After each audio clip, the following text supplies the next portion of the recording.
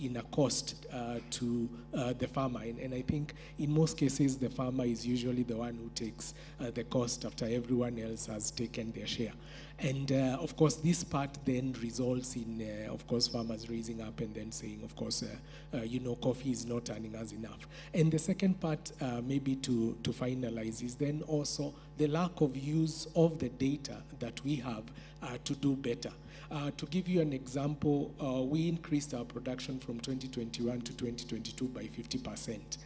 And if you ask how, unfortunately, the former cabinet secretary is not there. He would have said it's because of the political interventions that they had, but it's rule of thumb, magic. So as the platform, we are talking about then ensuring that we have the right information to ensure the right policy intervention, so that then we do not leave anyone behind, and in this case, the farmer. Thank you. Thank you very much, Bwana. I can see my time is really running, and we'd still like to hear from you, Dr. Kiplimo, CEC Agriculture Nandi County, and you're also the chairman of the Agriculture CEC Caucus. Now, last week, I recall we were talking about avocados and the challenges, the opportunities, first of all, but also the challenges. From the perspective of implementing the policies that the government is putting in place, as far as facilitation of trade is concerned, where do you see the counties playing their part and making a difference in terms of increasing our food production and especially productivity? You spoke about the fact that you want to replace maize with avocados from your particular county, told us to forget about ugali. But how do you see us implementing some of these policies and at the county level, and what should we be doing differently to be able to work with the national government and us, the private sector, to ensure that there are no conflicts and no areas of discontent? Thank you, and good afternoon, ladies and gentlemen. My name is Kiplimo Lagat, as you've heard. I'm the CC for Agriculture and Cooperatives, County Government of Nandi, and also the caucus chair. And the caucus for Agriculture CCs is part of the Council of Governors, which brings together all the 47 devolved governments.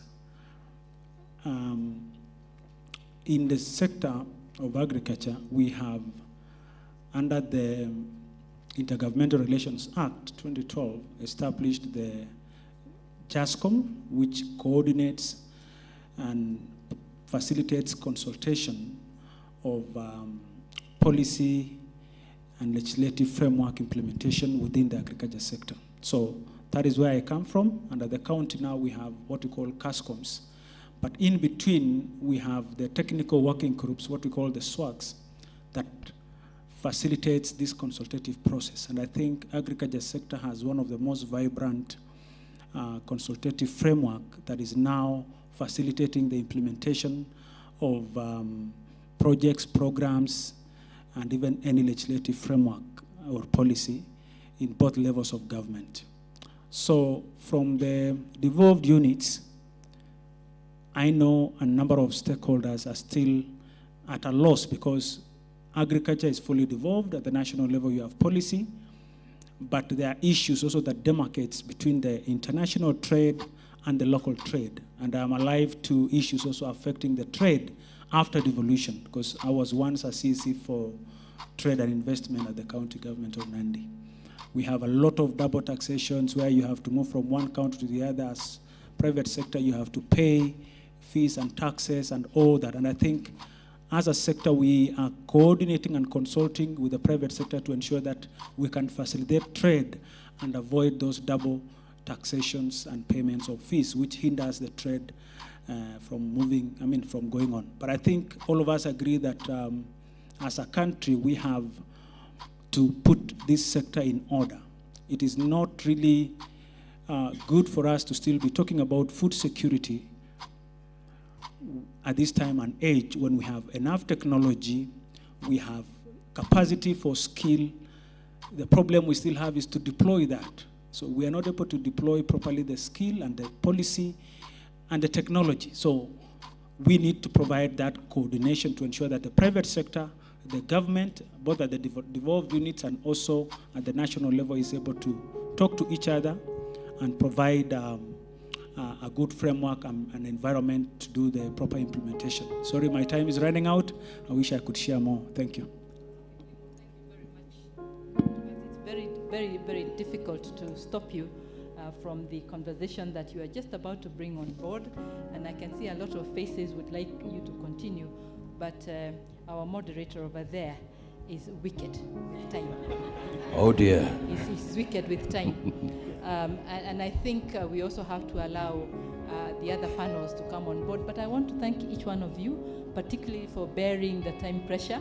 There's a lot we have not discussed, but I'm sure that the ASNET Summit 2024, we shall be one of the first panels to take the floor. Thank you very much, everyone. And big round of applause, ladies and gentlemen. Thank you so much. If you have any questions, please check menti.com.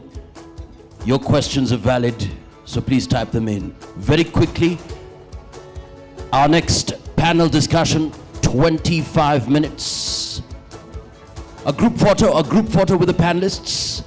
A group photo, please come. In the meantime, let's have this next panel discussion on moving livestock and fisheries resources to the next level.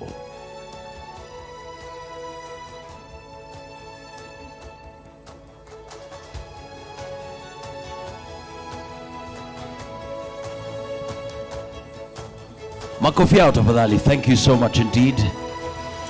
Up next, ladies and gentlemen, Dr. Ignatius Kahiu, ASNET board member, please take the stage together with the panelists, Khalif Abe, Susan Njeri, Nicholas Ngahu, Miss Mildred Peter, Dr. Christopher Wanga.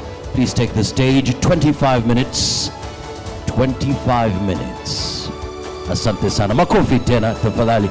Asante sana. Thank you so much. Dr. Ignatius Kahiu, please be on standby. 25 minutes.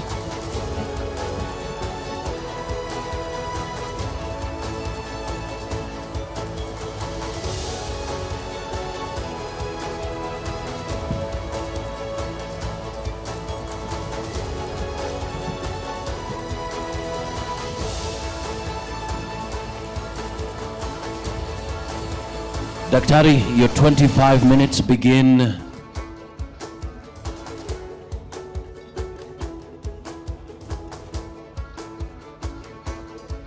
Daktari,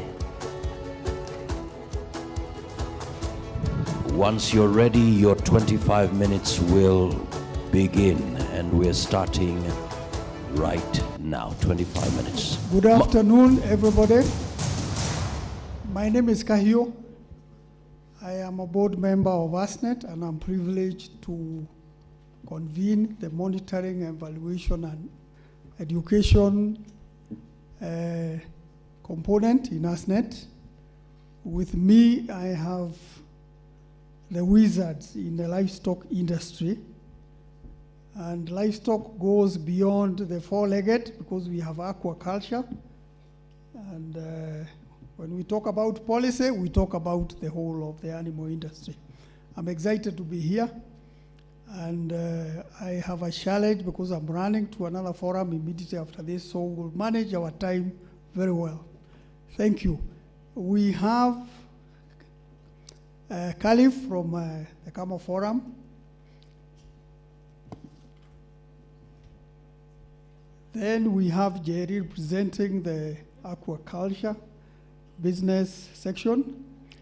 We have Ngaho, third from Khalif, who is in the meat business. He's the one who says whether we should eat meat. I know a few meats have been debated, like the donkey meat.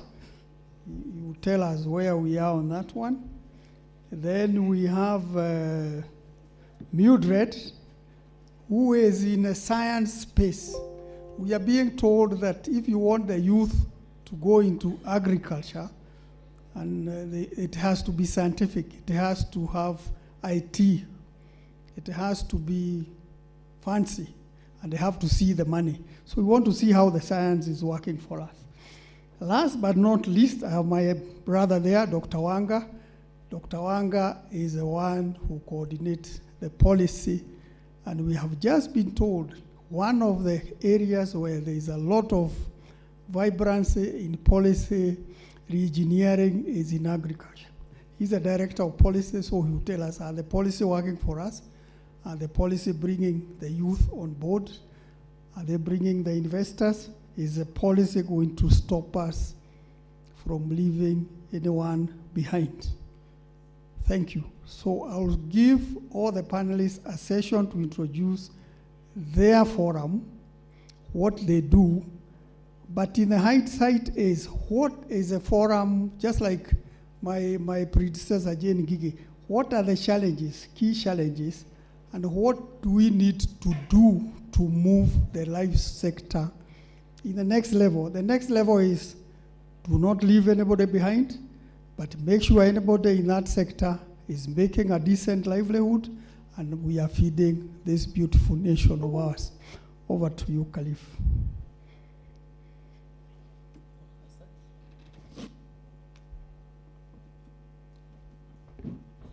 Oh, I'm not tech-savvy, pastoralist. So I'm used to follow the camels, so the gadget is very difficult for me. So my name's Khalif Abey. I think if I pronounce it in another way, you can just give me another name, another good name. So I represent Kenya Camel Association, and the main purpose is to enhance the camel value chain, and from the production to the marketing. And it's one of the subsector that was left behind in the livestock value chain. And just it was after a very long deliberation and push from different organizations and stakeholders, we are here now contributing into the economic development of the country, creating employment, and also, of course, changing the landscape of what food security is, because camel milk is becoming now part and